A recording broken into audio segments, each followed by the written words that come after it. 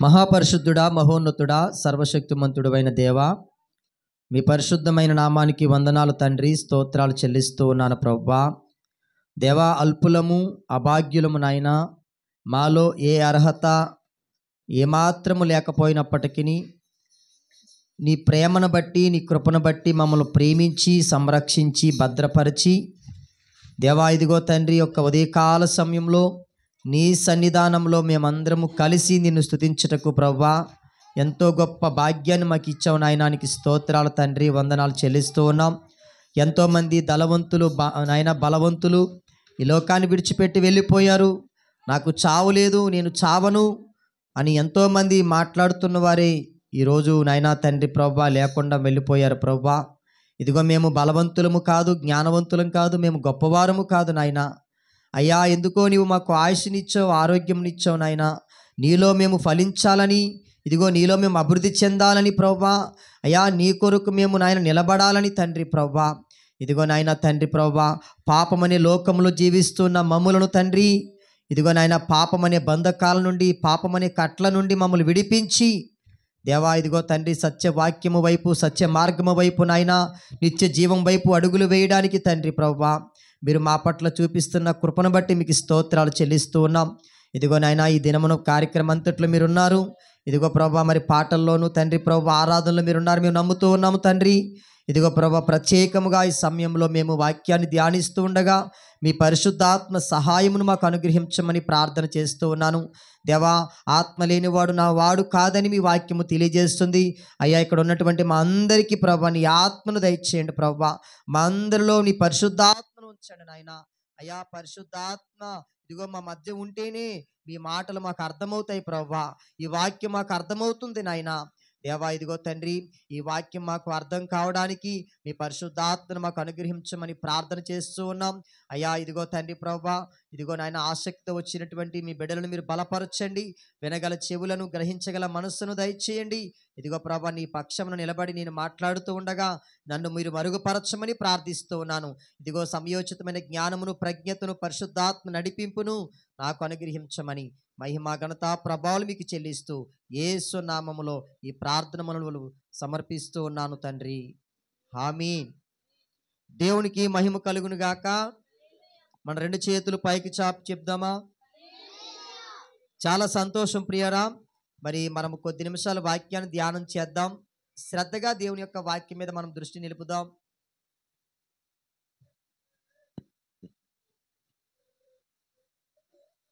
దేవుని యొక్క వాక్యాన్ని వింటున్నప్పుడు మనము శ్రద్ధగా ఉండాలి, ఏకాగ్రత కలిగి ఉండాలి. మన కనుదృష్టి మరి దేవుని యొక్క వాక్యం మీద ఉండాలి. మన హృదయం అంతా దేవుని యొక్క వాక్యం మీద ఉండాలి. అప్పుడు దేవుని యొక్క ప్రతి మాట మనకు అర్థమవుతుంది. ప్రియులరా, ఈరోజు మనము ఒక గుంపుగా మనము కూడుకొని ఈ స్థలంలో ఉన్నాం. ఒక సంఘంగా, ఒక విధంగా చెప్పాలంటే ఇదొక కుటుంబంగా, అంటే దేవుని కుటుంబంగా మనము ఈ స్థలంకి వచ్చాము. దేవుణ్ణి ఆరాధించడానికి, దేవుణ్ణి స్తుతించడానికి మనము ఒక సంఘంగా ఈ స్థలానికి రావడం జరిగింది. ఈ సమాజంలో ఇలాంటి గుంపులు అనేకమైనటువంటి గుంపులు ఉంటూ ఉంటాయి. కొన్నిసార్లు మనం ఆలోచన చేస్తూ ఉన్నప్పుడు మనం ఎప్పుడైనా కలెక్టర్ ఆఫీస్కి వెళ్ళినా, లేదా మనము మెయిన్ రోడ్లో వెళ్తూ ఉన్నప్పుడు కొంతమంది ధర్నాలు చేస్తూ ఉంటారు. అక్కడ ఒక టెంట్ వేసుకొని అక్కడ కొంతమంది గుంపుగా ఉండి అక్కడ వారు ఏమి ఆహారం తీసుకోకుండా అక్కడ ధర్నా చేయడం మనం చూస్తూ ఉంటాం. ఎందుకు మీరు ఇలా చేస్తున్నారంటే వాళ్ళు అంటారు, మాకు ఇలాంటి ఫెసిలిటీస్ మాకు కావాలండి. ఇదిగో మా ఉద్యోగులు మాకు ఇలాంటి ఇబ్బందులు ఉన్నాయి, అందుకే మేము అధికారుల దృష్టికి తీసుకుని వెళ్ళడానికి మేమందరం కూడా ఒక గుంపుగా ఇక్కడ చేర్చబడి మా విన్నపాన్ని మేము జాగ్రత్తగా వినాలి. మా విన్నపాన్ని మేము అధికారులకు తెలియజేయడానికే మేము ఇక్కడ ఈ పని చేస్తున్నామండి అని చెప్తూ ఉంటారు. ఇలా మనం ఆలోచన చేస్తూ ఉంటే అనేక సందర్భాలలో ఇలాంటి గుంపులు, అనేకమైనటువంటి గుంపులు కనబడుతూ ఉంటాయి. ఇక్కడ మన దుమ్ములపేట రైల్వే ట్రాక్ దగ్గర సాయంత్రం అవ్వగానే కొంతమంది అక్కడ గుంపు కూడతారు. మీరు ఎందుకంటే ఇక్కడ గుంపు కూడారంటే మేము త్రాగడానికి ఇక్కడే బాగుంటుందండి, మేము చక్కగా తాగి అవసరమైతే తాగి తాగి ఆ పట్టాల మీద పడుకోవడానికి మాకు ఎక్కడే బాగుంటుందండి అని చెప్తూ ఉంటారు. ప్రియరా, సమాజంలో ఎన్నో గుంపులు మనకు కనబడుతూ ఉన్నాయి. ఇంతకు ముందు రిక్షా సంఘం అని ఉండేదండి. మీరు చూసారా? డైరీ ఫండ్ సెంటర్లో ఇంకా బోర్డు అలాగే ఉంటుంది. అది ఒక సెంటర్ సర్కిల్ దగ్గర రిక్షా యూనియన్ సెంటర్ అని ఉంటుంది, రిక్షా యూనియన్ సంఘము. ఇప్పుడు మనకి ఎక్కువగా కనబడుతున్నాయి ఎక్కడ పడితే అక్కడ ఆటో యూనియన్ సంఘము. వింటున్నారా? చూస్తున్నారా? చాలా చోట్ల మనకు కనబడుతూ ఉంటాయి ఆటో యూనియన్ సంఘము. ఇలా మనము ఎన్నో సంఘాల గురించి వింటూ ఉంటాం. వీరు సంఘంగా ఏర్పరచబడడానికి, వారు సంఘంగా కూడుకోవడానికి వారికి కొన్ని ప్రణాళికలు ఉంటాయి. వారు సంఘంగా ఉంటే ఒక బలం ఉంటుందని, వారు సంఘంగా ఉంటే వారికి ఒక గుర్తింపు ఉంటుందని. ప్రియరా, ఈ మధ్య అడుక్కున్న వాళ్ళు కూడా ఏముంది? ఒక సంఘం ఉంది. దేవునికి స్తోత్రం. అంటే అడుక్కున్న వాళ్ళు కూడా ఒక యూనిటీ ఉంది, ఒక సంఘం ఉంది. అంటే వారు కూడా ఒక సంఘంగా, వారికి కూడా ఒక ప్రెసిడెంట్ ఉంటాడట. వారిలో కూడా చక్కగా నాయకత్వం చేసేవారు ఉంటారట. ఇలా ప్రతి విషయంలో కూడా వ్యాపారాల విషయంలోనే కానివ్వండి, ఉద్యోగాల విషయంలోనే కానివ్వండి, కంపెనీల విషయంలోనే కానివ్వండి, ప్రతీది కూడా ఒక సంఘం, పలానా సంఘం, పలానా సంఘం అని కనబడుతూ ఉంది. ఈ లోకంలో ఇవన్నీ కూడా మనం వింటూ ఉన్నాం. మరి ఇప్పుడు మనము ఈ స్థలంలో కూడుకొని ఉన్నాం. మనమెవరము అంటే మనము కూడా ఒక సంఘమే. అయితే మనకున్న ఈ సంఘానికి బయట పిలువబడుతున్నటువంటి సంఘాలుగా పిలువబడుతున్నటువంటి వారికి ఉన్న ఏదైనా వ్యత్యాసం ఉందా, ఏమైనా తేడా ఉందని మనం ఆలోచన చేస్తే, మనము పరిశుద్ధ జనాంగముగా, దేవుని ప్రజలుగా, దేవుని బిడ్డలుగా ఒక స్థలంలో మనము ఆరాధించడానికి, ఒక స్థలంలో దేవుని స్తుతించడానికి వినాలి. మనం ఇక్కడ కూడుకొని ఉన్నాము. దీనికి సంఘం అని పేరు పెట్టబడింది. ఈ సంఘానికి అర్థం ఏంటంటే వేరుపరచబడినది. అందరికీ అర్థమైందా?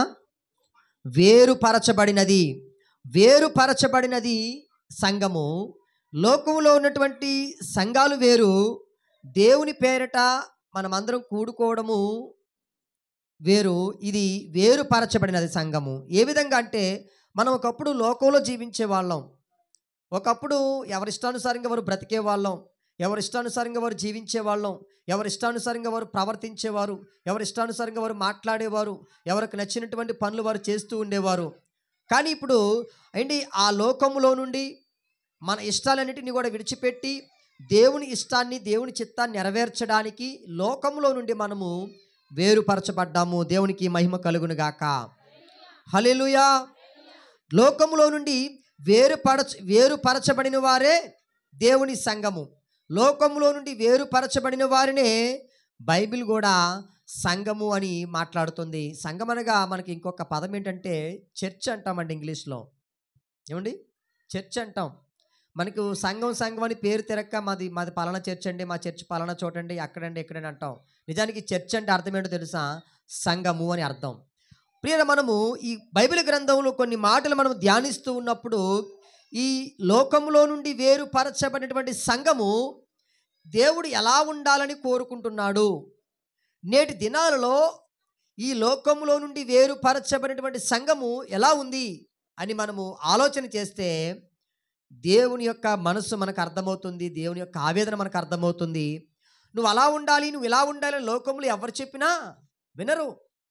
లక్షల రూపాయలు మనము కట్టి కాలేజీలో జాయిన్ చేసి, మా పిల్లోడిని బాగా చూసుకోండి, మా పిల్లోడికి బాగా చదువు రావాలి, మా అమ్మాయికి బాగా చదువు రావాలండి అని వారి చేతుల్లో పెడితే వారు ఏమంటారు తెలుసా? మేము సబ్జెక్ట్ మాత్రం చెప్తామండి, వారు ఎలా ఉంటారనేది వాళ్ళ ఇష్టం, మేము వారిని ఏం చేయలేమండి, వారిని చక్కగా చూసుకోవాల్సినటువంటి బాధ్యత తల్లిదండ్రులైనటువంటి మీదే, కాబట్టి మాకు ఏ విధమైనటువంటి సంబంధం లేదు, మేము సబ్జెక్ట్ మాత్రం చెప్తామని చెప్తూ ఉంటారు. అందుకే ఈరోజు అనేక కాలేజెస్లో ప్రియరా గంజాయి వేసేవారు ఉన్నారు. కొన్ని కాలేజెస్కి వెళ్లకుండా ఆ యొక్క భయంకరంగా తిరుగుతున్నవారు ఉన్నారు. మనం ఇక్కడ నుంచి ఉప్పాడ బీచ్ వరకు వెళ్తే చాలామంది ఆ కాలేజీ నుంచి వచ్చిన వారు కనబడుతూ ఉంటారు. ఎందుకంటే వారి యూనిఫామ్ వారి ఒంటి మీద ఉంటుంది కనుక. అంటే వీరు కాలేజెస్కి వెళ్లకుండా కాలేజీల నుండి ఆ యొక్క టైం పాస్ చేయడానికో లేదా సరదాలు చేయడానికో వారు అనేక మంది ఏం చేస్తుంటారు, ఆ బీచ్ల చుట్టూ, ఆ పార్కుల చుట్టూ మనకు కనబడుతూ ఉంటారు. మన కాకినాడలో చాలా పార్కులను చూశాను అలాగా. కాలేజెస్ డ్రెస్‌లో ఉన్నవారిని కాలేజెస్ టైంలో కాలేజెస్ వెళ్ళకుండా. ఎందుకంటే కాలేజెస్‌లో ఉన్నవారు సబ్జెక్ట్ మాత్రమే చెప్తారు గానీ, అలా ఉండాలి, ఇలా ఉండాలి, మీ జీవితాన్ని మీరు ఎలా చక్కబెట్టుకోవాలి, మీ బ్రతుకు ఎలా ఉండాలి, మీ జీవితం ఎలా ఉండాలి అని ఎవ్వరు చెప్పరు. ఒకవేళ చెప్పినా మనం వినము. వింటామా? ఈరోజు తల్లిదండ్రులు చెబితేనే పిల్లలు వినడం లేదండి. తల్లిదండ్రులు పిల్లల యొక్క క్షేమం కోరి, వారి యొక్క భవిష్యత్తు గురించి ఎన్నో ఆలోచనలు కలిగి, ఎన్నో ఉద్దేశాలు కలిగి, వారు ఇలా ఉండాలి, వారు అలా ఉండాలని తల్లిదండ్రులు పిల్లల కోసం చెప్తూ ఉంటే, ఈరోజు ఎంతమంది పిల్లలు తల్లిదండ్రుల మాట వింటున్నారు? సమాజంలో 99% తల్లిదండ్రుల మాట పిల్లలు వినడం లేదండి. కానీ ప్రియరా, ఎవరు చెప్పినా మారని వారు, ఎంత చెప్పినా మారని వారు, ఆఖరికి పోలీసులు వారు మామూలుగా చెప్తారా? వారు ఎలా చెప్తారు? కొట్టి చెప్తారండి. మామూలుగా చెప్పడం వారికి రాదు. కొట్టి చెబితేనే చెప్పినట్టు వాళ్ళకి. పోలీసుల్లో కూడా ఎన్నో శిక్షలు వేస్తూ ప్రియరా, థర్డ్ డిగ్రీ అని ఇంకా రకరకాలుగా సెక్షన్లు పెట్టి ఎన్నో రకాలుగా హింసించి కొట్టి ఒక వ్యక్తిని మార్చాలని, ఒక వ్యక్తికి తన జీవితం గురించి తెలియాలని, ఒక వ్యక్తి మారాలని వారు కూడా ఎంతో ప్రయాసపడుతూ ఉంటారు. కానీ ఆఖరికి పోలీసులు కొట్టినా పోలీస్ స్టేషన్లో మారరండి. అక్కడ మారలేదు సరే, అప్పుడప్పుడు రోడ్డు కొడుతుంది. ఏం చేస్తారు తాగినోళ్ళు? రోడ్ల మీద దొర్లుతూ ఉంటారు. మనుషులు ఎవరు కొట్టినా వారు ఫీల్ అవుతారు కాబట్టి ఆఖరికి ఎవరు కొడతారు? రోడ్డు కొడుతుంది వాళ్ళకి. ఈ దెబ్బ ఎలా తగిలిందంటే యాక్సిడెంట్ అయ్యిందండి మొన్నే. ఎవరు కొట్టారు? రోడ్డు కొట్టింది. ఇదిగోండి పలానా సెంటర్లో డివైడర్ కొట్టిందండి. కాలు ఎలా ఇరిగిపోయిందంటే మొన్న తాగేసి పడిపోయానండి అక్కడ. ప్రియరా, ఆఖరికి రోడ్డు కొట్టినా మారుతున్నారా? ఎంతోమంది యాక్సిడెంట్లో రకరకాలుగా మేము మొన్న యానం మీటింగ్కి వెళ్ళొస్తూ ఉంటే ఎంఎస్ఎన్ చార్టీస్ దగ్గర డ్రంక్ అండ్ డ్రైవ్ పోలీసులు వాళ్ళ దగ్గర ఒక మిషన్ ఉంటుంది కదా, ఆ మిషన్ పట్టుకొని వచ్చే వెహికల్స్ అన్నిటిని ఆపుతున్నారు. అయితే ఫస్ట్ రోజు మేము ఫ్యామిలీతో వచ్చాం. అప్పుడు మమ్మల్ని ఇంకా ఫ్యామిలీతో ఉండడం, మా డ్రెస్ అంతా చూసి వారు ఆపలేదు, ముందుకు వెళ్ళిపోమన్నారు. సెకండ్ రోజు నన్ను ఆపారు. ఆపి ఇలా చూశారు 2 సార్లు. ఓకే, గో అన్నాడు. నా వెనకాతలు వచ్చే బళ్ళో ఒక ఆయన తాగేస్తున్నాడు. ఆయన ఏమంటున్నాడు? తాగేస్తున్నాను, దొరికేస్తానంటావా అంటున్నాడు. దొరికేస్తానంటావేంటి? నీ ముఖం చూస్తే అర్థమైపోతుంది దొరికేస్తావు అని చెప్పినప్పుడు మొత్తం మీద వెనక్కి వెళ్ళిపోయాడు ఎక్కడికో. ప్రియరా, కొన్నిసార్లు చాలామంది భయంకరంగా తాగి రోడ్ల మీద పడిపోతూ రోడ్డే వారిని భయంకరంగా కొడుతూ ఉంది. అవయవాలు పోతున్నాయి, కాళ్ళు పోతున్నాయి, చెవులు పోతున్నాయి, ఇక ఎక్కడెక్కడో గాయాలు తగులుతూ ఉన్నాయి. అయినా కూడా మారని ప్రజలు దేవుని యొక్క వాక్యాన్ని విని, దేవుని యొక్క వాక్యాన్పై దృష్టి నిలిపి అనేక మంది తమ జీవితాలను చక్కబెట్టుకున్నారు. అనేక మంది తమ బ్రతుకులను సరిచేసుకున్నారు. ఈ ఉదయకాల సమయంలో మనము కూడా దేవునికి విరోధమైనవి, దేవునికి వ్యతిరేకమైనవి ఏమైనా మనలో ఉంటే, మనుషులకి ఎవరికి కనబడనవి మనలో ఏమైనా ఉంటే, దేవుని యొక్క వాక్యము మనను సరిచేస్తుందని నమ్మి మనము కొన్ని మాటలు మనము ధ్యానం చేద్దాం. కొరింథీయులకు రాసినటువంటి మొదటి పత్రిక 1వ అధ్యాయము 2వ వచనం. ఈ లోకములో నుండి వేరుపరచబడినటువంటి సంఘాన్ని గురించి ప్రభు ఏమంటున్నాడు, ఈ సంఘం ఎలా ఉండాలని ప్రభు కోరుకుంటున్నాడో మనం ఆలోచన చేద్దాం. మొదటి పత్రిక 1వ అధ్యాయము 2వ వచనం.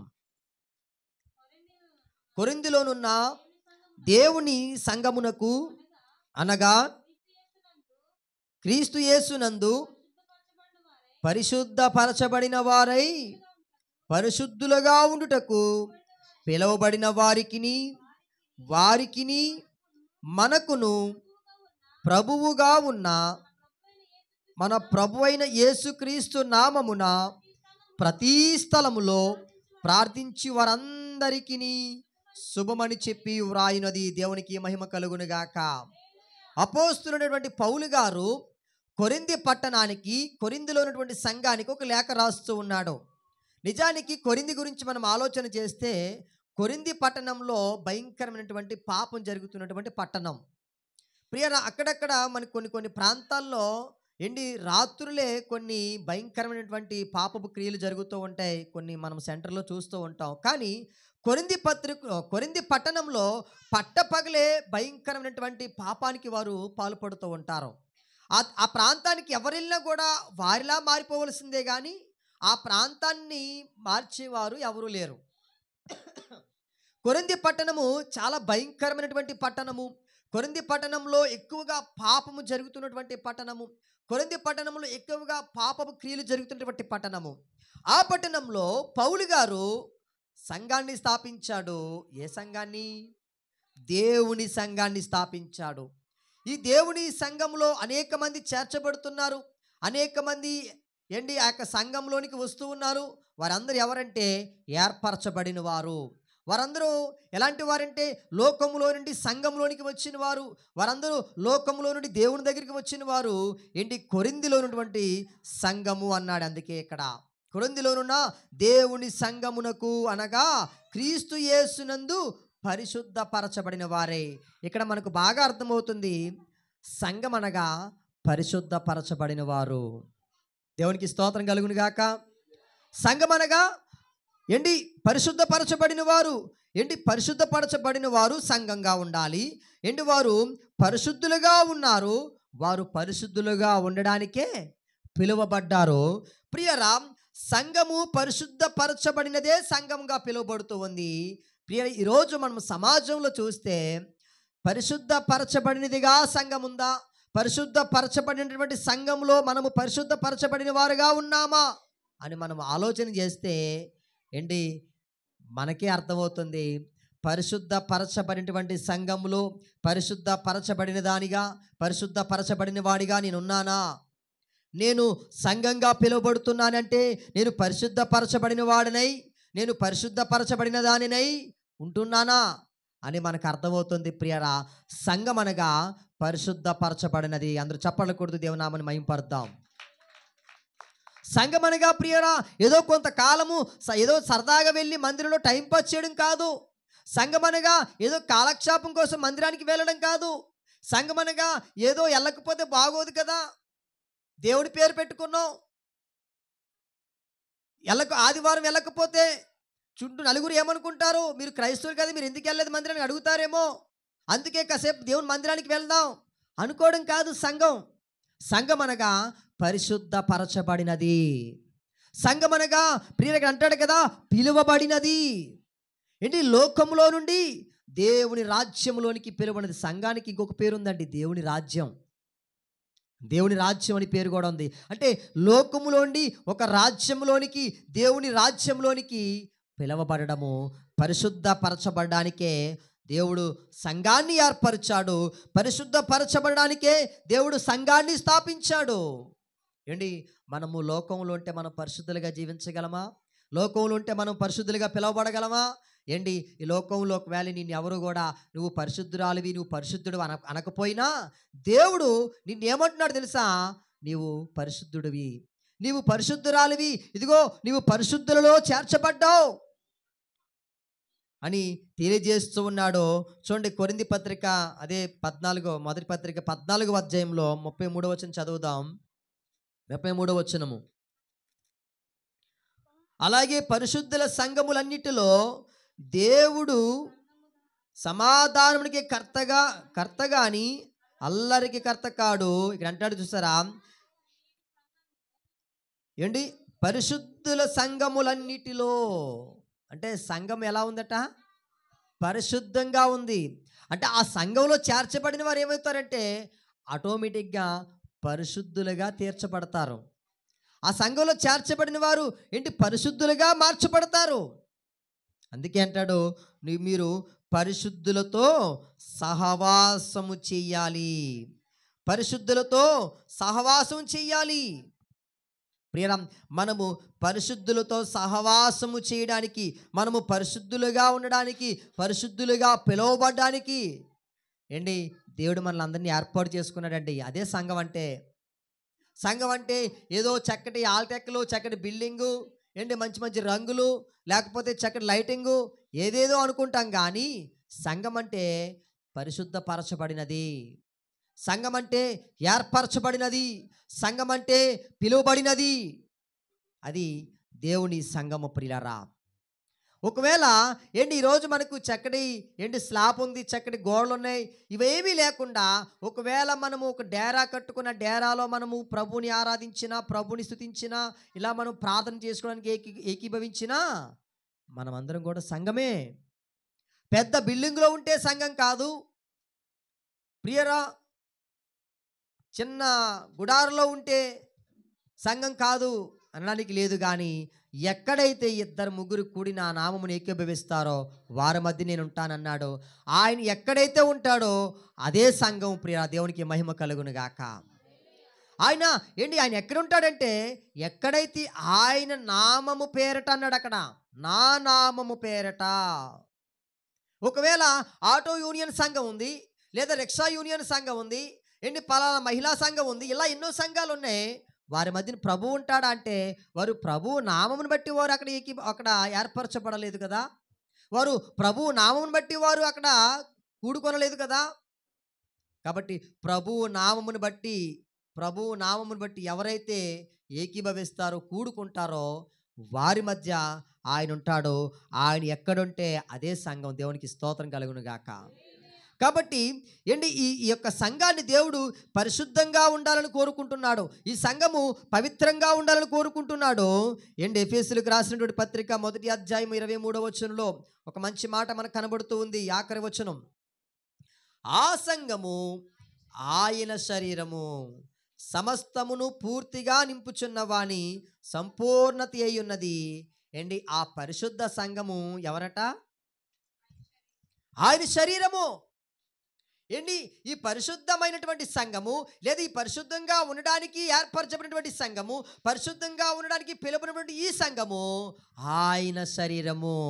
ఆయన అనగా మన ప్రభు అయిన యేసుక్రీస్తు వారు. ప్రియరా, ఆయన శరీరము, ఆయన శరీరమే సంఘం. ఆయన శరీర సంఘం. నీకు మనం చెప్పాను కదా, మన శుక్రవారం నాడు ఆయన శరీరంలో ఎన్ని అవయవాలు ఉంటాయి చెప్పండి. మన శుక్రవారం స్త్రీల కొడుకులో చెప్పాను, ఆయన శరీరంలో ఎన్ని అవయవాలు ఉంటాయి. ఆయన శరీరంలో కాళ్ళు, చేతులు ఉంటాయి. ఉన్నాయా లేవా చేతులు? యేసుక్రీస్తు వారి శరీరంలో కాళ్ళు ఉన్నాయా లేవా? యేసుక్రీస్తు వారి శరీరంలో కళ్ళు ఉన్నాయా లేవా? చెవులున్నాయా లేవా? ముక్కుందా లేదా? నోరుందా లేదా? ఆయన శరీరంలో ఎన్నో అవయవాలు ఉన్నాయి. సంఘంలో మనం అందరం పిలువబడుతూ మనం అందరం కూడా ఆయన అవయవములమై ఉన్నామండి. ప్రియరా, యేసుక్రీస్తు వారి యొక్క శరీరంలో ఉన్నటువంటి అవయవాలకు, ఒక్కొక్క అవయవానికి ఒక్కొక్క పని ఇది ఎలాగైతే ఉందో, ఆయన సంఘంగా పిలువబడుతున్నటువంటి మనము ఒక్కొక్క అవయవముగా ఆయన సంఘములో, ఆయన శరీరంగా ఏర్పరచబడ్డాము. మనమందరం కూడా ఆయన అవయవములమై ఉన్నాము. అంటే ఒక్కొక్కరు ఒక్కొక్క పని, లేదా ఒక్కొక్కరు ఒక్కొక్క బాధ్యత కలిగి మనము ఉన్నాము. మనలందరినీ కూడా పరిశుద్ధమైన సంఘంగా చూస్తూ ఉన్నాడు. పరిశుద్ధంగా ఉండాలని కోరుకుంటున్నాడు. ఏ ఒక్కరు లేకపోయినా ఆయన అవయవంలో అవిటితనం కనబడుతుందండి. కనబడుతుందా లేదా? ఒక చెయ్య, ఒక వేలు ఇలా లేకపోతేనే ఆ వ్యక్తిని 10 సార్లు చూస్తాం, అవిటివాడు అని. ఒక వ్యక్తి దేహంలో చిన్న పర్ఫెక్ట్గా లేకపోతే ఆ వ్యక్తిలో ఒక అవిటితనాన్ని మనం చూస్తాం. యేసుక్రీస్తు వారి యొక్క శరీరంలో పరిశుద్ధపరచబడలేని వారుగా ఉంటే, యేసుక్రీస్తు వారి యొక్క శరీరంలో ఆయన కోరుకున్నట్టుగా లేనివారుగా మనం ఉంటే అవిటితనంగా కనబడుతుందండి. అవిటితనంగా కనబడుతుంది. అంటే ఆ సంఘంలో ఏదో ఒక కొరత, ఏదో ఒక లోపం ఉంది. ఎప్పుడైతే ఈ శరీరంలో ఉన్న అవయవాలన్నీ పర్ఫెక్ట్గా ఉంటాయో ఆ వ్యక్తిలో ఏ లోటు లేదు, ఆ వ్యక్తికి ఏ లోపం లేదు. This is perfect, he is perfect అని మనం చెప్తాం. అలాగే సంఘం కూడా పర్ఫెక్ట్గా ఉండాలంటే ఏం చేయాలి తెలుసా? పరిశుద్ధంగా ఉండాలి. పరిశుద్ధంగా ఉండాలి. ఆయన శరీరము, ప్రియరా, యేసుక్రీస్తు వారు తన శరీరము ఎలాంటి శరీరం? చెప్పండి. ఈ ప్రపంచంలో ఎవ్వరికి లేనటువంటి శరీరమా? అవునా? పోనీ ఆయన శరీరము ఏదైనా ముళ్ళు గుచ్చుకుంటే రక్తం కారలేని శరీరమా? ఆయన శరీరము చెమట కారలేని శరీరమా? ఆయన శరీరము అలసిపోని శరీరమా? ఎలాంటిది ఆయన శరీరం? మనం ఎలాంటి శరీరాన్ని అయితే ధరించుకుని ఉన్నామో యేసుక్రీస్తు వారు కూడా అలాంటి శరీరాన్ని ధరించుకున్నాడు. మన శరీరానికి ఎలాగైతే అలసట వస్తుందో, మన శరీరానికి ఎలాగైతే ప్రియరా దాహం వేస్తుందో, మన శరీరానికి ఎలాగైతే ప్రియరా విశ్రాంతి కావాలో, మన శరీరానికి ఎలాగైతే చెమట పడుతూ ఉందో, మన శరీరానికి ఏదైనా దెబ్బ తగిలితే ఎలాగైతే రక్తం వస్తుందో, అలాంటి శరీరమే ఆయనది కూడా. అలాంటి శరీరాన్ని కలిగి ఉన్నాడు. రోమపత్రికలు అంటాడు కదా, పాప శరీరాకారముతో. అంటే మనం ఎలాంటి శరీరాన్ని ధరించుకొని ఉన్నామో యేసుక్రీస్తు వారు కూడా అదే శరీరాన్ని కలిగి ఉన్నాడు. కానీ ఆయన శరీరంతో ఏ పాపము చేయలేదు. దేవునికి మహిమ కలుగును గాక.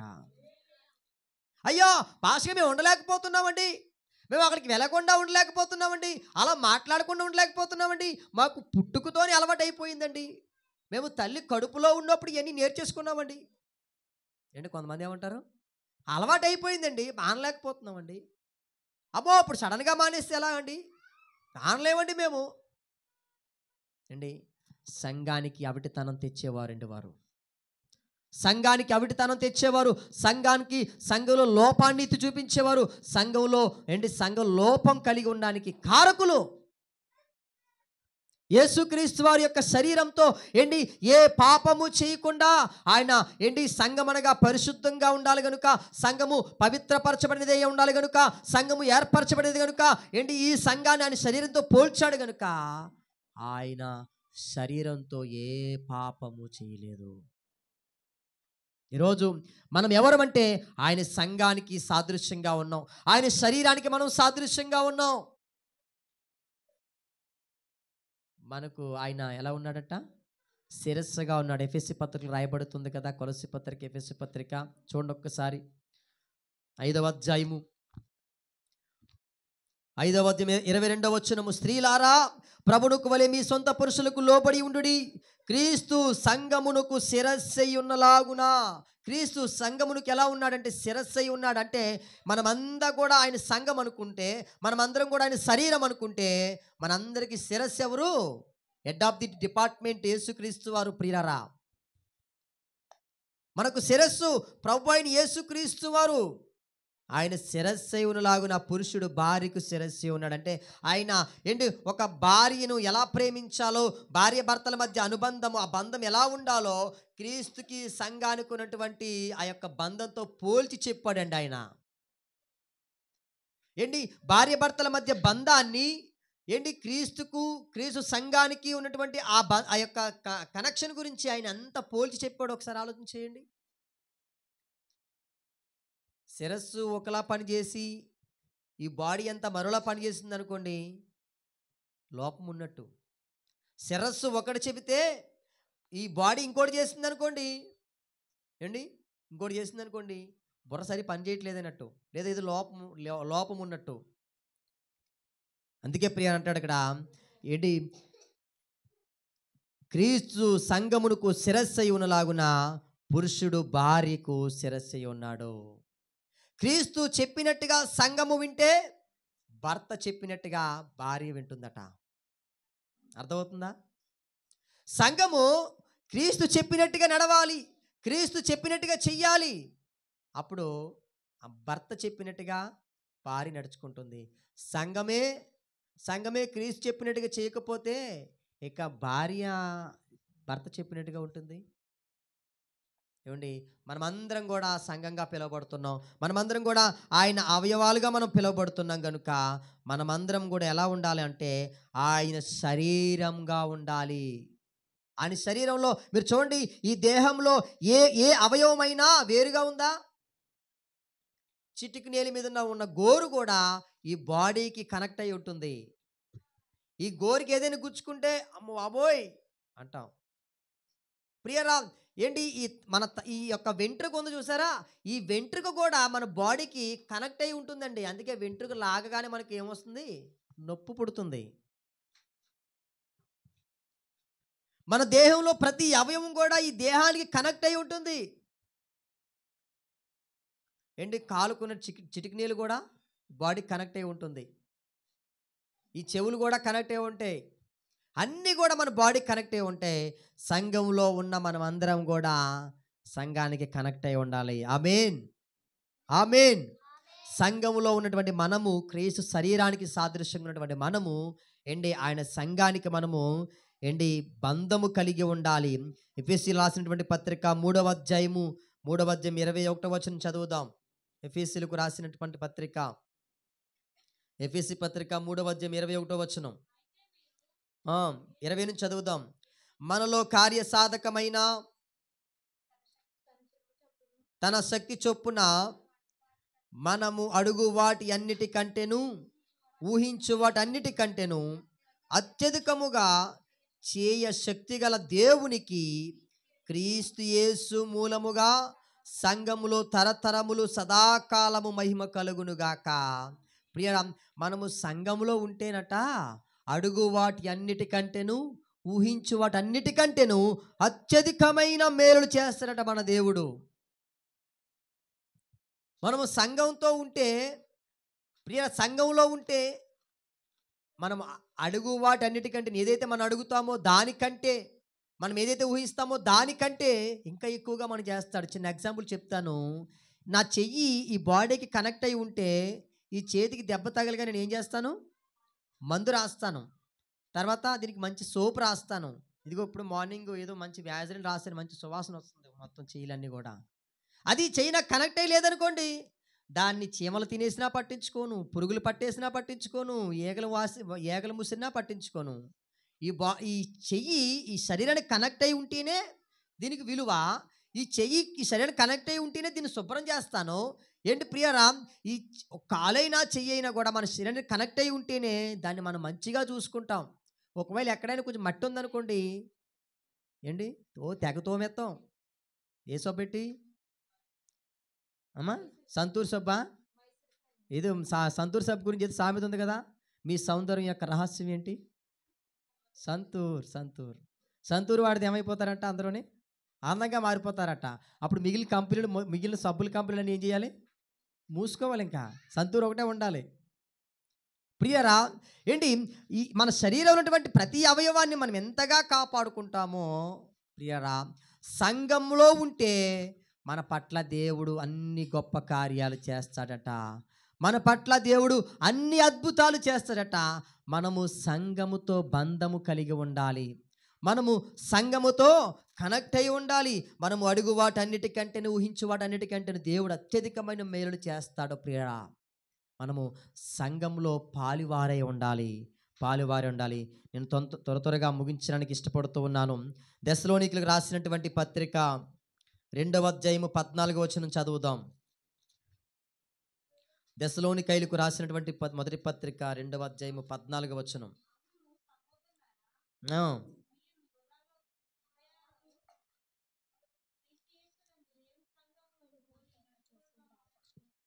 సహోదరులారా, మీరు యూదయలో క్రీస్తు యేసునందున దేవుని సంఘములను పోలి నడుచుకుని వారైతిరి. వారు యూదుల వలన అనుభవించినట్టి శ్రమలే మీరును మీ సొంత దేశస్థుల వలన అనుభవించితిరి. ఆ యూదుల తమ పాపములను ఎల్లప్పుడూ, ప్రియ, ఇక్కడ అంటాడు కదా, ఏమండి, దేవుని సంఘములను పోలి నడుచుకొనిన వారైతిరి. యూదయలో క్రీస్తు యేసునందున్న, అంటే యూదయలో కూడా చాలా సంఘాలు ఉన్నాయి. అందుకే ఇక్కడ ఏమంటాడు తెలుసా? క్రీస్తు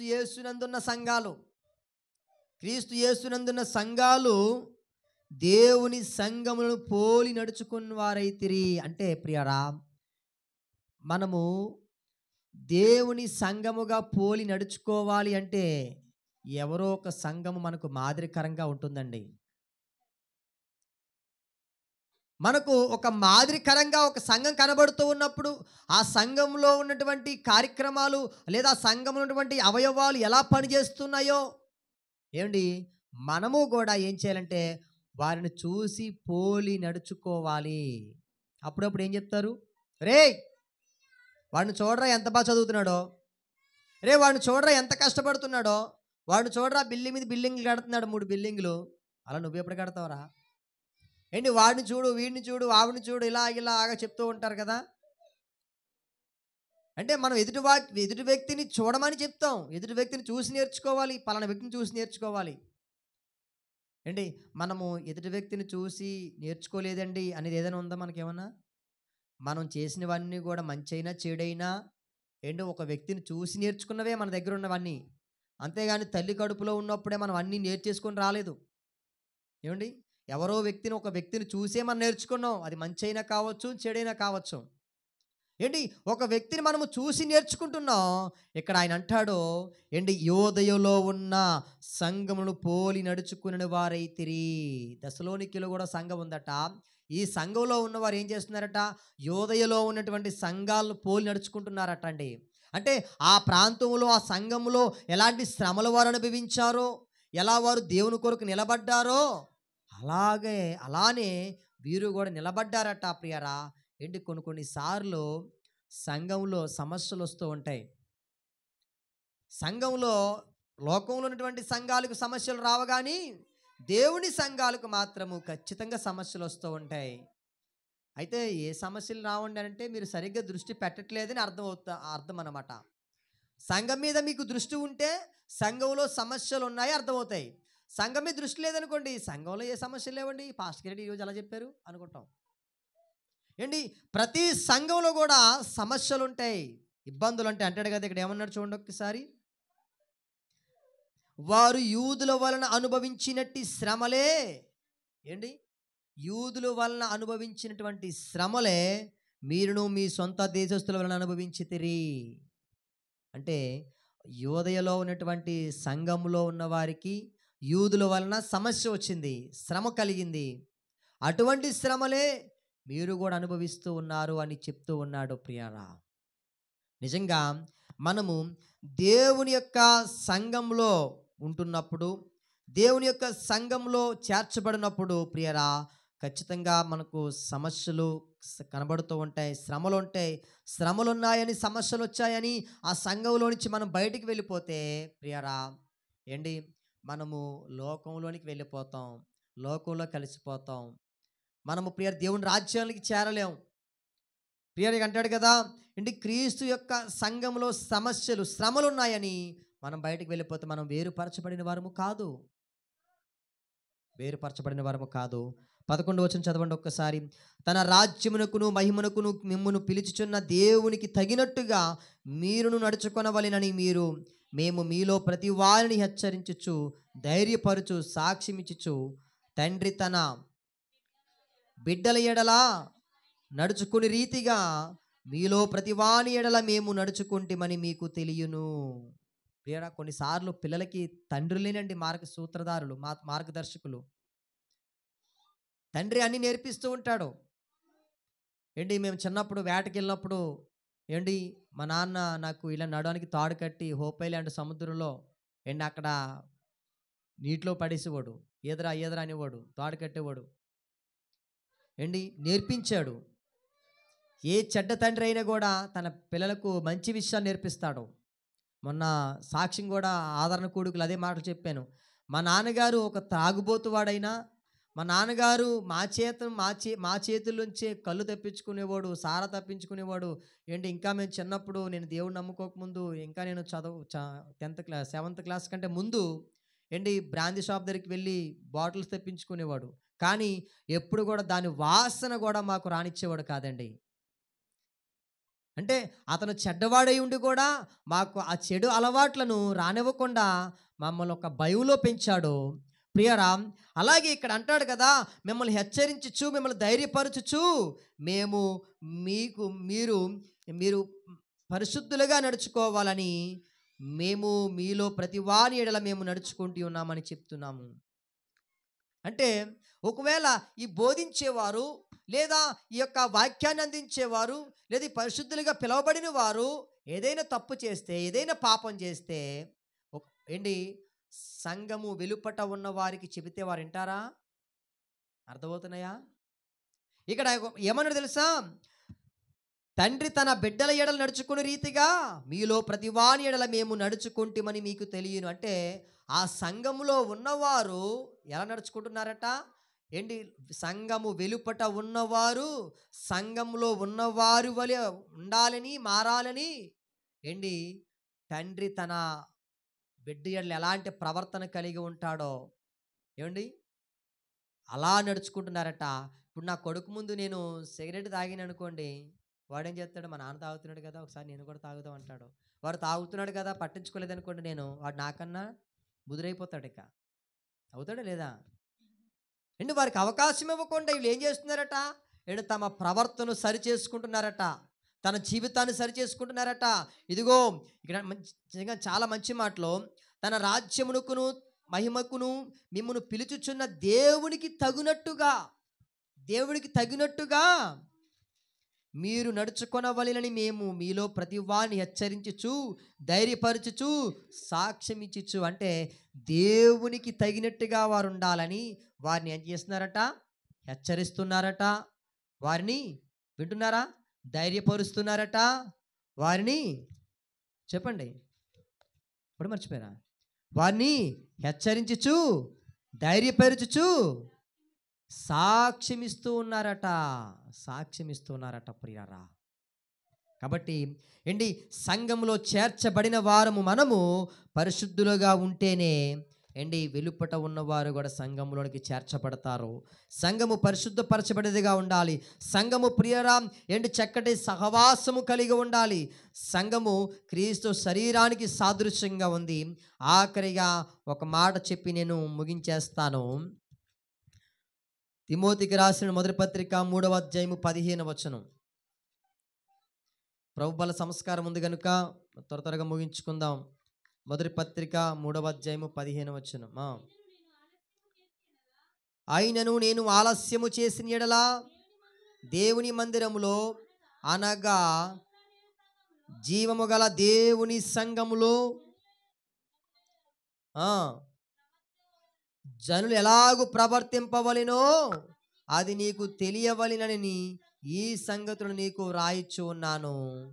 ఆ సంఘము సత్యమునకు స్తంభమును ఆధారమునై ఉన్నది. దేవునికి మహిమ కలుగునుగాక. హల్లెలూయా. ప్రియులారా, సంఘము జీవము కలిగినదిగా ఉండాలట. ఈ మాట చెప్పి నేను ముగించేస్తాను. అందరూ ఇటు నా వైపు చూడండి. సంఘం ఎలా ఉండాలంటున్నాడు? జీవము కలిగినదిగా ఉండాలి. జీవము కలిగినదిగా ఉండడం అంటే ఏంటి? జీవము కలిగినది అంటే ఏంటి? స్పర్శ తెలియడం, లేకపోతే చలనం ఉండడం, స్పర్శ తెలియడం, అది అన్నిటికీ స్పందించడం. మా నాన్నగారు హాస్పిటల్లో ఉన్నప్పుడు 2:30 ఎంత అయింది టైము, అప్పటి వరకు సిలిండర్స్ ఎక్కుతున్నాయి, బాగానే ఉంది కదా అని అలాగా నేను మా అమ్మ అలా పడుకుంది, నేను కూడా అలా సారపడుతూ ఉన్నాను. ఏంటి 2:30కి సడన్గా లేచి చూస్తే మా నాన్నగారికి స్పర్శ లేదు. అంటే జీవం ఉందని అర్థమా? జీవం లేదని అర్థమా? స్పర్శ లేదంటే ఏమి లేదని అర్థం మీకు అర్థమవుతుందా? స్పర్శ లేకపోతే ఏమి లేనట్టు? జీవం లేనట్టు. స్పర్శ లేకపోతే అంటే కదలకపోతే, కదిలింపబడకపోతే, స్పర్శ లేకపోతే, అది కదలలేకపోతే దానికి జీవం లేనట్టు. సంఘం ఎలా ఉండాలని దేవుడు కోరుకుంటున్నాడంటే జీవము కలిగినదిగా ఉండాలని దేవుడు కోరుకుంటున్నాడు. ఈరోజు సంఘము ఏంటి? స్పర్శ లేనిదిగా ఉంది. ఈరోజు సంఘము ప్రియరా చలనం లేనిదిగా కనబడుతూ ఉంది. ఈరోజు సంఘము ప్రియరా ఏంటి? కదలలేనిదిగా ఉంది సంఘము. ఈ సంఘంలో జీవం ఉందా? సంఘానికి జీవం ఉందా అన్నట్టుగా ఏంటి ఆలోచించవలసినటువంటి పరిస్థితి ఏర్పడుతుంది. కారణము జీవం లేదా అంటే జీవం ఉంది. అందరికీ ఆయన అంటాడు కదా, పేతురు పత్రిక, యోహాను పత్రిక అనుకుంటా, నీవు జీవించుచున్నావు కానీ మృతుడవే. అంటే బ్రతికి ఉన్నాడే కానీ మృతుడు. అప్పుడప్పుడు చూడండి, కొంతమంది బాగా వృద్ధులు మనం దగ్గరికి వెళ్ళినప్పుడు వారు మంచం మీద ఉంటారు. ఒకసారి మేము ఒమ్మంగి అనే ప్రాంతానికి వెళ్ళినప్పుడు ఒక వ్యక్తి ఎంత ఉన్నాడండి, అందరు నా వైపు చూడాలి, ఎంత ఉన్నాడు, మంచం మీద పడుకున్నాడు. ఏంటి ఆ వ్యక్తికి ముక్కుల్లోను, చెవిల్లోను, కళ్ళల్లోను ఈగలో, నోటి దగ్గర ఈగలో. అయ్యయ్యో ఈగలు వాళ్తున్నాయి అంటే వింటాడు తప్ప స్పర్శ ఉండదు. ఈ చేతులు కదలు, కాళ్ళు కదలు, 1, 2 కూడా అన్ని మంచం మీదే. ఏంటి ఈ 1, 2 అన్ని మంచం మీదే. ఆ వ్యక్తిలో ఏమి లేదు? జీవం ఉందా లేదా? జీవం ఉంది, బ్రతికే ఉన్నాడు, కానీ స్పర్శ లేదు, కదలట్లేదు. అంటే బ్రతికి ఉన్నాడు కానీ మృతుడితో సమానం. మేము చూసి చాలా ఆశ్చర్యపోయామండి. ఎంతండి వయసు అంటే 38 సంవత్సరాలట. ఎంత ఉన్నాడు? ఇంతే ఉన్నాడండి, ఇంతే ఉన్నాడు, 38 సంవత్సరాలు. చాలా ఆశ్చర్యపోయాం. ఏంటి అక్కడ ఒక ఆవిడ వచ్చింది, ఏంటమ్మా ఎవరమ్మా ఇతనంటే మేము వాళ్ళ అబ్బాయి ఏమనుకున్నాం. లేదండి మా అన్నయ్య అండి అంది ఆవిడ. మీ అన్నయ్య? మీరే ముసలి వాళ్ళు అయిపోయేలా ఉన్నారు, మీ అన్నయ్య అంటున్నావేంటమ్మా అంటే, అవునండి మా అన్నయ్య అండి. ప్రియరా మేము చాలా ఆశ్చర్యపోయాం, చాలా బాధ కలిగింది. వెంటనే మాకు మాకు తోచిన సహాయం అక్కడ చేసి ప్రార్థన చేసి వచ్చాం. ప్రియరా కొంతమంది బ్రతుకుతారు కానీ మృతులుగా ఉంటారు. చలనం ఉండదు, స్పర్శ ఉండదు, కదిలింపు ఉండదు. ఏంది కానీ దేవుడు ఏమో తెలుసా, జీవము గల దేవుని సంఘంలో జనులు ఎలాగూ ప్రవర్తింపబడునో, జీవము గల దేవుని సంఘంలో జనులు ఎలా ప్రవర్తించాలి? జీవము కలిగిన వారిగా ప్రవర్తించాలి. జీవము గల దేవుని సంఘంలో జీవము లేని వారిగా ఉంటే మనం ఆరాధిస్తున్న దేవుడు జీవం కలిగిన వాడా, లేదా ఒక చోట ఎక్కడ పెడితే అక్కడ ఉండిపోయేవాడా? చెప్పండి. ఎక్కడ పెడితే అక్కడ ఎలా, ఎక్కడ పెడితే ఇక్కడ ఉండిపోతాడా? ఇది ఉండిపోదు, ఇది పడిపోతుంది. ఇది ఎక్కడ పెడితే ఎక్కడే ఉంటుంది, ఇక్కడ తీసి ఇంకో చోట పెడితే అక్కడ ఉంటుంది ఇది. కానీ మన దేవుడు ఎక్కడ పెడితే అక్కడ ఉండేవాడు కాదు. మన దేవుడు జీవము గల దేవుడు. ఆయన జీవాధిపతి అయి ఉన్నాడు. ఆయన మాట్లాడే దేవుడైనా, ఆయన చూచుచున్న దేవుడైనా, నీ ప్రార్థనలు ఆలకించే దేవుడైనా, నిన్ను తన హస్తాలతో సంరక్షించే దేవుడు. ఏంటి? ఆయనకు ప్రతి స్పర్శ తెలుస్తుంది. ఆయనలో జీవముంది. ఆ జీవము మనుషులకు వెలుగై ఉండేనని యోహాను సువార్తలో వ్రాయబడి ఉంది. మన దేవుడు జీవము గల దేవుడు. జీవము గల దేవుని కలిగిన వారముగా ఉన్నటువంటి మనము జీవము కలిగిన వారిగా మనం జీవిస్తున్నామా, జీవము లేని వారిగా జీవిస్తున్నామా? ఒకసారి మనం ఆలోచన చేద్దాం. లేదండి పాస్టర్ గారు కేకలేస్తున్నానండి, ఓ పెద్ద కళ్ళు తీసుకొని చూస్తున్నానండి బలిగుడ్డులాగా అంటే, అది కాదు జీవం ఉండడం అంటే. కేకలేయడం కాదు జీవం ఉండడం అంటే. ఏంటి? ఇలా చూడడం కాదు జీవం ఉండడం అంటే. ఎక్కడికెక్కడో పరుగులు తీయడం కాదు జీవం అంటే. జీవము గల దేవుని సంఘంలో జనులు ఎలాగూ ప్రవర్తించాలి అంటే, ఈ సంఘంలో జీవం గల దేవుని మందిరంలో, దేవుని సంఘంలో, దేవుని బిడ్డలుగా మనం ఎలా ప్రవర్తించాలి అంటే, పరిశుద్ధులుగా ప్రవర్తించాలి. దేవునికి మహిమ కలుగునుగాక. పరిశుద్ధపరచబడిన వారిగా ఉండాలి, ఏర్పరచబడిన వారిగా ఉండాలి అంటాడు కదా. ఏంటి? నీకు తెలీదు, అందుకే నేను ఈ మాటలు మీకు రాస్తున్నాను. మనకు తెలుసండి పరిశుద్ధులుగా బ్రతకడం, మనకు తెలియదు. అందుకే పౌలు గారు తిమోతితో చెప్తున్నాడు, తిమోతి నీకు తెలియదు నాయనా, ఎలా బ్రతకాలో ఎలా చెప్పాలో నీకు తెలియదు, అందుకే నేను ఈ మాటలు రాస్తూ ఉన్నాను. ఇక్కడ ఒక మాట అంటాడు, ఆ సంఘము సత్యమునకు స్తంభమును ఆధారమునై ఉన్నది. ఆ సంఘం ఎలా ఉందంటే సత్యానికి స్తంభముగా ఉందట. అమ్మ స్తంభం ఎలా ఉంటుంది చెప్పండి? ఇక్కడ ఎగ్జాంపుల్ చెప్పడానికి ఏమీ లేదు. చెప్పండి, స్తంభం ఎలా ఉంటుంది? ఎలా ఉంటుందా? ఎలా ఉంటుంది? ఎలా ఉండి ఇలా ఉంటుందా? లేకపోతే స్ట్రైట్గా ఉంటుంది. దాంట్లో ఏమన్నా వంపులు బెండ్లు కనబడతాయా? కనబడితే మున్సిపాలిటీ వాళ్ళు ఏం చేస్తారు? తీసి పక్కన పడేస్తారు, ఇది పనికి రాదు అని. స్తంభం ఎలా ఉండాలి? నిటారుగా ఉండాలి, కదలకూడదు. ఉఫ్ అంటే ఊగిపోకూడదు. ఇలాగా ఊగిపోతే స్తంభం వద్దా? స్తంభం ఉఫ్ అంటే ఊగిపోకూడదు, ఇలా వాలిపోకూడదు, అలా వాలిపోకూడదు. స్తంభం ఎప్పుడు నిటారుగా ఉండాలి, స్ట్రైట్గా ఉండాలి. వర్షం వచ్చినా గాలి వచ్చినా కదలనిదిగా ఉండాలి. దేవుని సంఘము అలా ఉండాలని దేవుడు కోరుకుంటున్నాడు. ఏంటి? సత్యమునకు స్తంభమును ఆధారమునై ఉన్నది దేవుని సంఘము. దేవునికి మహిమ కలుగును గాక. ఊగిపోయేవారుగా ఉండకూడదు, వాలిపోయేవారుగా ఉండకూడదు. ఏంటి? కొంతమంది ఊగుతారు మందిరంలోకి వచ్చి. తాగినోడు ఊగుతాడు కదా, ఇలాగా ఊగుతాడా లేదా? అమ్మ ఊగుతారా? తారమ్మరి గడి దగ్గరికి వెళ్ళండి అమ్మ ఒకసారి ఉదయాన్నే, లేకపోతే సాయంత్రం ఒక 6 గంటలకు వెళ్ళండి. ఎలా ఊగుతారు వాళ్ళు? ఓ ఎక్కడో కాలు అక్కడో కాలు, ఇక మామూలు నడక కాదు అది. ఏంటి? ఏ నడకట? ఏదో అంటే మిస్ ఇండియా నడక, క్యాట్ వాచ్ నడక ఏదో అంటారు కదా, క్యాట్ వాక్ నడకట. మామూలుగా నడరాలి. ఇక ఒక కాలు ఇలాగ వెళ్ళిపోద్ది, ఒక కాలు ఎస్ట్కి వెళ్ళిపోద్ది, ఒక కాలు ఈస్ట్కి వెళ్ళిపోద్ది. ఏంటి వాళ్ళు నడుస్తారు? వారు కళ్ళు ఏమైనా సరిగ్గా కనబడతాయా? కనబడో. ఊగిపోతూ ఉంటారు, ఇలా ఊగిపోతూ ఉంటారు, అలా ఊగిపోతూ ఉంటారు. వేరా ఊగిపోయేవారుగా మనం ఉండకూడదండి.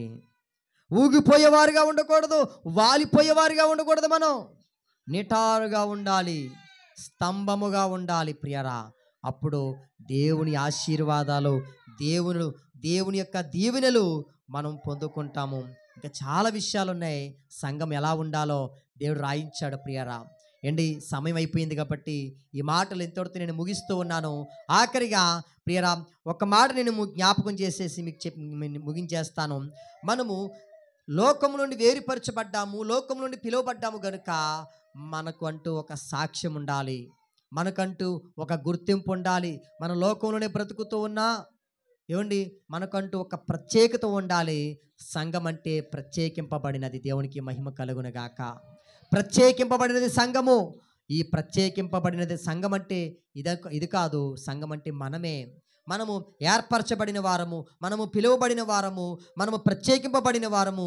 ఎందుకొరకంటే పరిశుద్ధులుగా పిలువబడుటకు, పరిశుద్ధులుగా ఏర్పరచుటకు, మనము పరిశుద్ధులతో సహవాసము చేయుటకు మనము పిలువబడ్డాము, ఏర్పరచబడ్డాము. కనుక దేవుడు మనల్ని అలా ఉండాలని దేవుడు కోరుకుంటున్నాడు. మనము అలానే ఉందాము. ఏంటి, దేవుని సంఘముగా మనము పిలువబడదాము, సంఘంగా మనం పిలబడదాం. దేవుని సంఘానికి మాలిన్యం అంటకుండా, దేవుని సంఘానికి మచ్చ అంటకుండా, దేవుని సంఘానికి మరక అంటకుండా. ఏంటి ప్రియరా, మనం అప్పుడప్పుడు ఎలాగైతే తెల్లటి వస్త్రాలు వేసుకొని మనం ఉంటామో, సంఘము కూడా ఏంటి లోపము లేనిదిగా ఉండాలని దేవుడు కోరుకుంటున్నాడు. కాబట్టి మనము ఏంటి దేవుడు కోరుకున్నట్టుగా మనము జీవిద్దాం, బ్రతుకుదాం. అందరు కళ్ళు మూసుకుందాం, చిన్న ప్రార్థన చేసుకుందాం. కళ్ళు మూసుకోండి, చిన్న ప్రార్థన చేసుకుందాం. తర్వాత ప్రభు బల సంస్కారం ఉంది కనుక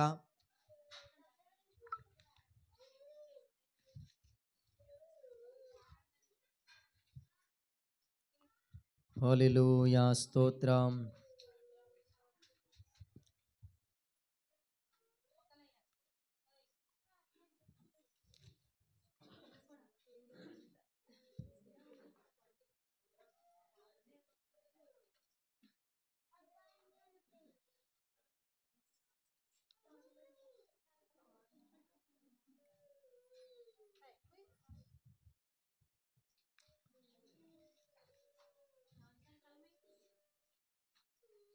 హల్లెలూయా, స్తోత్రం, స్తోత్రం. ప్రార్థన చేసుకుందాం. మహాపరిశుద్ధుడా, మహోన్నతుడా, దయగల తండ్రి, కృపగల దేవానికి స్తోత్రాలు నాయన. దేవా, ఇదిగో తండ్రి, ఎంతవరకు నాయనా ఇదిగో మీరు మాతో మాట్లాడారు ప్రభువా. దేవా, ఇదిగో నాయన తండ్రి, నీవు మాట్లాడే దేవుడు గనుక ఇదిగో నాయన మాతో మాట్లాడావు తండ్రి. అయా, సంఘముగా పిలువబడుతున్న మేము ఎలా ఉండాలో, అయా ఎలా ప్రవర్తించాలో అయా మీరు మాట్లాడినందుకే నీకు స్తోత్రాలు నాయన. దేవా, ఇదిగో తండ్రి, మీ మాటకు లోబడే మనస్సులను మాకు ఇవ్వండి నాయన. అయా, మీ మాటకు విధేయత చూపించే కృపను మాకు ఇవ్వండి నాయన. దేవా, ఇదిగో తండ్రి, మనుషులు మమ్మల్ని మార్చలేరు కానీ, మనుషులు మమ్మల్ని సరిచేయలేరు కానీ, నీ వాక్యం మా హృదయంలో ఉంటే మేము సరిచేయబడతాము, మేము మార్చబడతాము నాయనా. నీకు స్తోత్రాలు. దేవా, ఇదిగో నాయన, ఇంతవరకు వాక్యమైన బిడ్డలను జ్ఞాపకం చేసుకోండి. ప్రతి మాట ఇదిగో నీ హృదయం, వారి యొక్క హృదయంలో ఇదిగో తండ్రి బలపరచమని, స్థిరపరచమని ప్రార్థన చేస్తూ ఉన్నాము నాయన.